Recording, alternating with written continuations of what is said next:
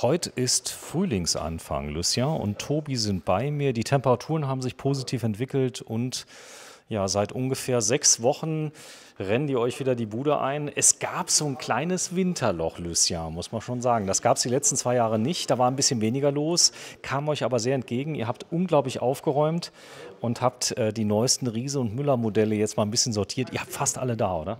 Ja, genau. Wir haben jetzt mit dem Urban 6 das letzte aus der Urban-Serie jetzt bekommen. Das ist das Tiefeinstiegsrad von Riese Müller, extrem leicht mit dem neuen Fazua Ride 60 Motor. Ja, das ist ein ganz besonderer Motor. Klär mich auf. Ja, 60 Newtonmeter, sehr klein, sehr kompakt, wiegt auch überhaupt nicht viel. Wir haben hier eine 430 Wattstunden Batterie drin und haben trotzdem ein Rad, das unter 20 Kilo Gesamtgewicht liegt. Das Ganze soll so sein, Radfahren wie früher mal. Also interessant, es gab so eine Metamorphose. Erst konnten die Räder gar nicht schwer genug sein, die Motoren nicht stark genug. Mittlerweile die Displays reduziert, die Motoren immer leichter. Alles wird leichter, alles wird intuitiver. Ist das der neue Weg? Ist auf jeden Fall ein neuer Weg. Ich glaube, wir werden jetzt in Zukunft beides parallel laufen haben.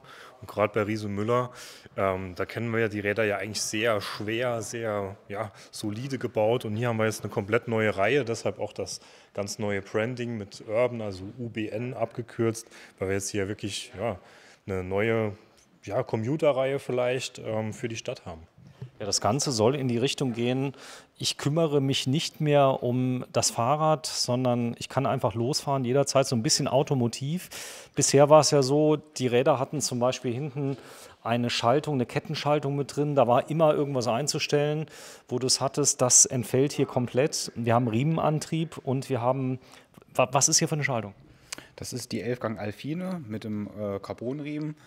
Das Modell nennt sich Silent. Und ja, es ist halt super easy mit dem ganzen Carbon-Riemen, dass man nichts fetten und ölen muss. Beziehungsweise 8 Gänge, sorry, ich habe 11, glaube ich, gesagt, ja. Ja, ist nicht so schlimm, aber 8 Gänge in Verbindung mit dem Motor, der drin ist. Der Motor hat richtig Power, also 60 Newtonmeter ist überhaupt nicht mehr vergleichbar mit dem anderen Fazua. Der andere Fazua, der hat ja eher so ein bisschen Rückenwind geleistet. Aber hier, das ist jetzt ein ernstzunehmender Konkurrent zu Bosch und Co., zumal die Fahrräder ja viel weniger wiegen. Das heißt, das Leistungsgewicht, das ist ja auch ein Thema, oder? Genau, also Fazua kam ja wirklich so vom Rückenwind her, da konnte man auch die komplette Antriebseinheit, also Batterie und Motor konnte man rausnehmen.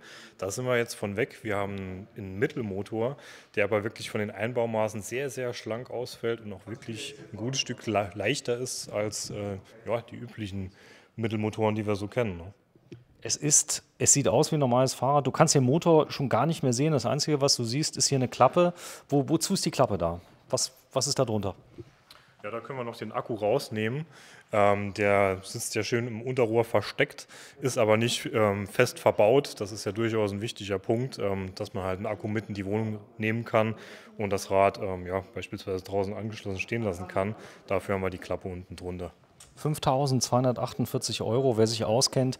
Riese und Müller, Räder sind per se mal nicht billig. Ist der Preis gerechtfertigt, deiner Meinung? Ich würde sagen, ja. Also wir haben einen sehr schönen Rahmen, wo auch die Schweißnähte zum größten Teil richtig schön verschliffen sind. Ist tatsächlich auch ein bisschen neu. Riese Müller hat ja normalerweise die Schweißnähte gerne gezeigt. So an ein paar Stellen sieht man sie hier auch noch. Aber die meisten am Rahmen sind halt wirklich verschliffen. Also vom Design her, vom Rahmen her auf jeden Fall schon mal gerechtfertigt. Dann das Fazua-System, was ja auch komplett neu aufgelegt wurde jetzt, auch ein super System ist. Und vor allem ja auch die Silent-Variante, wie wir sie hier jetzt haben. Also das heißt mit Riemen und mit Alpine. Wirklich tatsächlich, wie der Name schon sagt, sehr leise. Also da knackt nichts beim Schalten. Ich kann da butterweich durchschalten. Also ich finde, bei dem Gesamtpaket ist es das schon wert. Ja, das heißt eine Investition für die nächsten 20 Jahre. So hat man ja früher die Fahrräder gekauft. Ich kann mich noch daran erinnern, mein Peugeot-Fahrrad, ich habe noch eins geschossen für 30 Euro. Also so ein Tiefeinsteiger-Damenrad von Peugeot.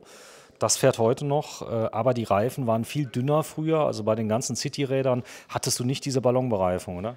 Ja, wir haben jetzt hier so einen 50er Millimeter Reifen. Das ist jetzt nicht total mega breit, aber auch nicht schmal. Also ohne Witz, im Vergleich zu Ja, nee, klar. das, was früher mal war. Also da die City-Räder, die hatten ja fast Rennradreifenbereifung. Genau, ja, das stimmt. Da sind wir jetzt schon komfortabler unterwegs, dass wir halt auch ein bisschen Komfort halt haben. Dieses Modell gibt es auch mit Suspension Kit. Ne? Das heißt, da ist eine leichte Sattelfederung da, die horizontal hoch und runter wippt, und vorne ist eine gefederte Gabel mit 60 mm. Hier ist halt das Interessante, die Riemenmodelle sind ja immer ein bisschen schwerer wie die Kettenmodelle. Und wir sind trotzdem bei dem Modell, ich war am Anfang ein bisschen skeptisch, wie ich das gesehen habe, aber wie ich dann gesehen habe, 20 Kilo ist halt mit einem Riemenmodell schon eine Ansage. Vor allen Dingen ist gerade die Zielgruppe der Frauen, die das Rad viel fahren werden, die oft das Problem haben, die packen ihre 27 Kilo E-Bikes nicht aus dem Keller. Hier sind wir bei 20 Kilo und den Riemen. Das ist schon so eine Art, ich will nicht sagen Game Changer, weil das schon ein bisschen vielleicht zu krass gesagt ist, aber es geht schon leicht in die Richtung, weil mit dem Tragegriff müsste es echt eigentlich mittlerweile jeder hinkriegen, das Rad irgendwo hinzutragen. Lucia, du warst im Fitnessstudio zuletzt? Ich gehe gar nicht ins Fitnessstudio, ich war aber gestern trainieren. Das heißt, ich habe Muskelkater. Soll ich jetzt wieder irgendwas heben? Genau, du darfst mal heben. Ist schön, dass wir einen Lucien haben, oder? Ja, wunderbar. Ich habe nämlich auch Muskelkater. Das ist krass, ist so handlich. Ich habe wirklich Muskelkater. Ich bin Rechtshänder. Ja, eine Hand. Und das ist wirklich so handlich, das macht man mit einem 30-Kilo-Fahrrad nicht so leicht. Ja? Nee, also das ist wirklich ein Fahrrad, wie wir es noch von früher kennen. Also mein altes Biobike war tatsächlich nicht wesentlich leichter. Und hier haben wir halt ein vollwertiges E-Bike mit richtig viel Leistung, wo du auch mal locker deine 70 Kilometer mitfahren kannst. Ist einfach eine super Sache. Ne? Auch extrem Understatement. Du siehst da nicht einen riesen Akkuaufbau. Der Motor ist gar nicht mehr zu sehen. Wo steckt der Motor drin? Kann man den servitieren, ausbauen in der Werkstatt? Ja, klar. Wenn wir von der anderen Seite gucken, da sehen wir ihn schon noch ganz gut.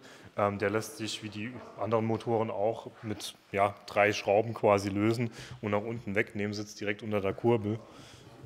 No, in dem Bereich haben wir den Motor. Da unten. Das alles? Genau, da siehst du noch die Kühlrippen hier unten. Da unten. Ja, aber der ist kaum noch zu sehen, oder? Genau, der ist wirklich kaum zu sehen, lässt sich aber wunderbar rausnehmen, wenn doch mal was sein sollte oder wir ein Licht verbauen. Da sieht man also auch schön die Integration. Das Ganze ist ja brandneu. Im Moment hat man da auch keine mega großen Stückzahlen. Man kriegt quasi als Early Adapter den allerneuesten Motor, mittlerweile eine Porsche-Tochter. Ja, genau. Fazur wurde ja jetzt von Porsche komplett übernommen. Und ich bin mal gespannt, was da kommt. Man munkelt ja, dass ja jetzt richtige Porsche-Räder jetzt kommen sollen. Oder es gab ja schon welche in Kooperation mit Rotwild. Und dann jetzt vermute ich dann bald komplett eigenständige Porsche-Räder. Aber da wird die Zeit zeigen. Ne? Ja, wir werden gleich mal kurz das mal Probe fahren, dass wir mal sehen draußen, wie der abgeht. Das hier ist das Steuerelement? Genau, das ist die Ring Control, wie die das so schön nennen. Und da steuert man halt das ganze Fahrzeug. Ne? Wie funktioniert das? Gut, das blinkt jetzt. Ich weiß nicht, man macht das ja oben, drückt man, um es anzumachen. Ne? Und rechts drückt man halt, um das Licht anzumachen. Das heißt. Das war's. Das heißt. Hoch und runter wippen zum Schalten, das war's. Hoch und runter wippen. Ist er jetzt an, der Motor? Der ist jetzt an. Ich sehe nicht, weil du davor stehst. Ja, der ist an. Und das Blinken, das hört auf irgendwann? Es sind verschiedene Anzeigemodi. Ne? Also du kannst halt es immer so durchlaufen lassen, dass du auf den ersten Blick halt siehst, in welcher Unterstützungsstufe du drin bist. Ne? Also siehst jetzt von grün zu blau zu rot, kann ich hochschalten. Und wenn es blinkt, ist es einfach so ein bisschen auffälliger. Der andere Modus ist, dass es durchgehend leuchtet und dir die... Ach so, das kann man schalten. Genau. Ja, der Vorteil ist, wenn es die Sonne extrem scheint, dann sieht man es wahrscheinlich auch ein bisschen besser und sind nicht alle Leuchtdioden an. Vielleicht spart es noch ein bisschen Strom. Das glaube ich fast nicht, aber besser sehen auf jeden Fall, ja. Die Beleuchtung, die ist sehr auffällig. Das sieht aus wie bei einer Harley. Überhaupt das ganze Produktdesign. Design ist einfach mal alles. Du kannst schon Leute verstehen, die sagen, naja, so einen Tiefeinsteiger kriege ich hier bei, was weiß ich, Quelle.de oder so für 999 €. Kann man gar nicht vergleichen. Also das ist meistens Heckantrieb. Da hast du dann eine Kettenschaltung mit drauf. Du hast einen China-Motor mit drin. Ich sag mal, hier habe ich einen Mittelmotor. Der Vorteil ist beim Motor in der Mitte, was habe ich für Hauptvorteile? Also ich finde halt den tiefen Schwerpunkt in der Mitte, finde ich eigentlich das Hauptargument. Wenn ich jetzt am Vorderrad beispielsweise den Motor hätte und dann Kurven reinfahren würde, fände ich persönlich sehr unangenehm zu fahren. Und hier habe ich den Schwerpunkt genau da, wo ich ihn haben will, nämlich tief und in der Mitte. Der Vorteil ist auch noch, dass der Motor von der Übersetzung nutzen kann. Das kann als Hecknahmotor nicht. Das ist also, merke ich, oft am Berg. Das heißt, du schaltest einfach zurück und hast dann die volle Power, die 60 Newtonmeter, auch auf den kleinen Gängen. Genau, also du kannst halt einfach, ja, ganz ehrlich, es hat sich ja auch komplett durchgesetzt. So im ganzen höherpreisigen Bereich sind wir jetzt ja überall auf die Mittelmotoren umgestiegen, weil wir eben unsere Übersetzung hinbekommen, weil wir den Schwerpunkt genau richtig haben, wie wir es wollen und weil es sich halt auch super servitieren lässt. Das ist ja auch ein wichtiger Punkt. Ich meine, klar, so ein Quellerad, das fährt auch erstmal aber meistens halt bis zur ersten, zweiten Inspektion und dann muss halt getauscht werden. Das ist jetzt ein Fahrrad, das kannst du 365 Tage im Jahr, das kannst du 8 Stunden am Tag benutzen. So ist das eben mal gebaut worden. Dann kann man es natürlich als Jobrad von der Steuer absetzen. Das geht auch beim Quellerad, aber hier kaufe ich mir was für die nächsten 10, 15 Jahre. Also man muss es immer ein bisschen betonen, denn Leute kennen oft den Unterschied nicht. Von außen sieht es genauso aus. Es hat 2 Räder, es hat Bremsen und so weiter und so fort. Dass es Scheibenbremsen hat und so, das ist nicht das Hauptargument. Das Hauptargument hier ist wirklich diese perfekte Abstimmung des ganzen Produktes. Das ist ein Kraftfahrzeug komplett aufeinander abgestimmt. Ja, also genau, das ist aus einem Guss das Rad, da ist seltenst mal was drin, wo wir halt servitieren müssen oder reparieren müssen. Also das ist halt von der Qualität halt schon mal eine ganz andere Klasse. Und wir haben hier ein leichtes Rad, wo wir bei 135 Kilo Systemgewicht sind. Das heißt, das ist ja auch nicht so üblich. Es gibt viele Räder, die im leichten Bereich sind, bei 100, 110 Kilo maximales Systemgewicht haben. Und wenn man dann halt selber schon seine 80, 90 Kilo hat, dann sieht man, selbst wenn das Rad leicht ist und um die 20 Kilo ist, dass es dann langsam schon knapp wird. Und hier 135. Da vorne ist so ein kleines Symbol, so ein WLAN-Symbol. Was heißt das? Wir können hier noch, wir haben ja hier, jetzt blinkt die Leuchte zum Beispiel nicht, ne? Also hier nochmal zum Zeigen für Licht an und aus, ne? Für hinten halt, habe ich ja eben schon gezeigt. Und wenn man jetzt hier ein Display dran machen will, ne? Hier habe ich schon die Halterung, dann kann ich das halt mit dem System verbinden und habe dann die ganzen Daten, die ich so auch vom Bosch. Der Bluetooth dann? Genau, ja. Okay, das kennen wir ja schon vom Bosch. Ja, da sind wir, wir probieren es mal aus. Ihr habt von Riese und Müller wirklich, Fahrräder kommen an. Ist da noch viel nachzuarbeiten eigentlich bei den Fahrrädern?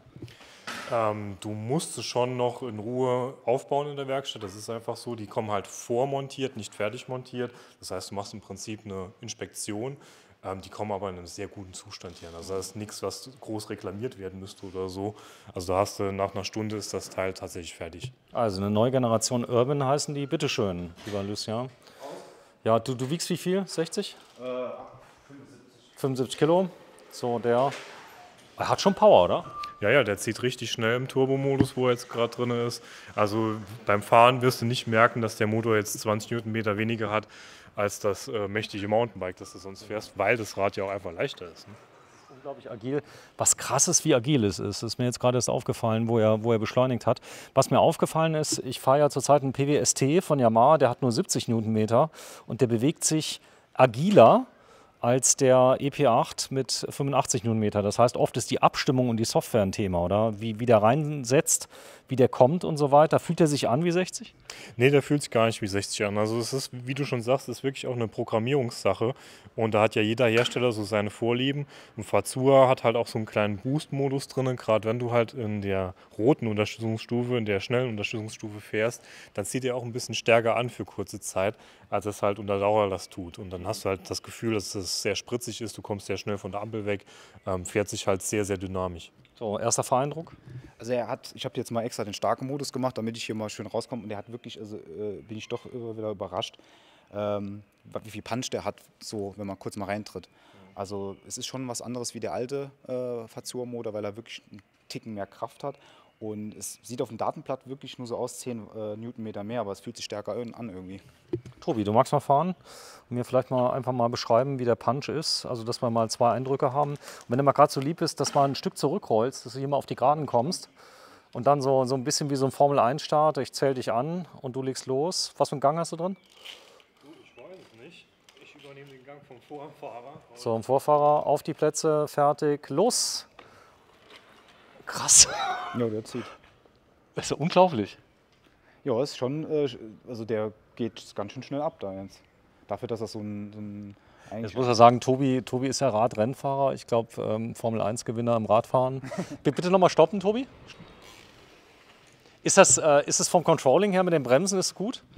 Mit den Bremsen? Ja. Die beißen super. Also musst du sogar ein bisschen aufpassen. Ich habe sie jetzt ordentlich eingebremst. Die greifen richtig stark. Sind die THP, die ursprünglich aus dem Rennbereich kommen, also dafür mal entwickelt wurden, die Serie, die sind doch richtig stark. Also was mir gut gefällt, ist der Vorbau und aber auch der Lenker, die Lenkerform. Das ist total gemütlich, oder? Genau, es ist quasi ein Komfortlenker, der so ein Stück weit entgegenkommt, lässt sich komplett entspannt fahren. So, auf die Plätze, fertig, los! ist krass. Der hat gleich die Frau platt.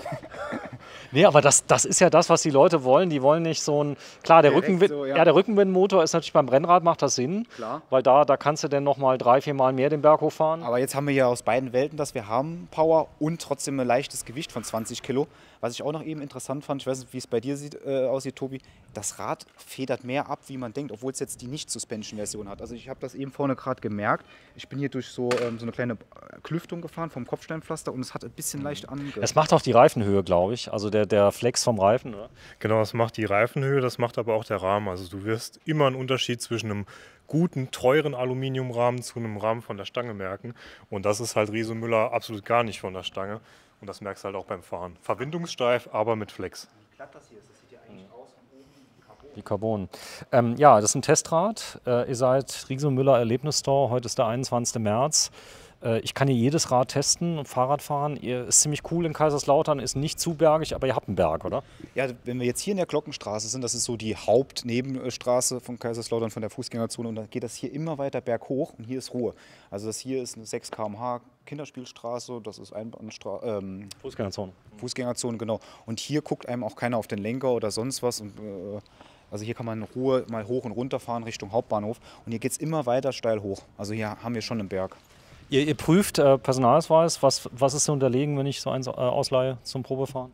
Ja gut, es geht ja im Prinzip darum, mal 10 Minuten gerade hier vorm Laden ein bisschen rumzufahren. Ja, aber was wollt ihr haben? Ein Personalausweis. Personalausweis, Ja, genau. okay, sehr Oder schön. Halt, oder halt der Lebenspartner, der dann kurz mal wartet. Nee, aber Achso, der wird eingeschlossen. Der wird eingeschlossen, genau, auf die Toilette kommt er dann und ja. Sehr schön. So, wir sind in einem der ältesten Fahrradläden im Südwesten, Konrad, der Fahrradladen. Wie lange seid ihr schon Fahrradladen? Nächstes Jahr sieht man ja auf dem Schild, 2024 werden es tatsächlich 30 Jahre. 30 Jahre. Ja, also so. Und das 30 Jahre auch schon Riese Müller und. von Anfang an. Ja. Riese und Müller. Name von dem? Urban Six. Silent. So, ihr seid in Kaiserslautern. Wo seid ihr genau? In der Glockenstraße 4. Öffnungszeiten? 10 bis 18 Uhr, montags bis freitags und samstags von 10 bis 15 Uhr. So, am besten Termin machen 0631 891489 in Kaiserslautern. Tschüss.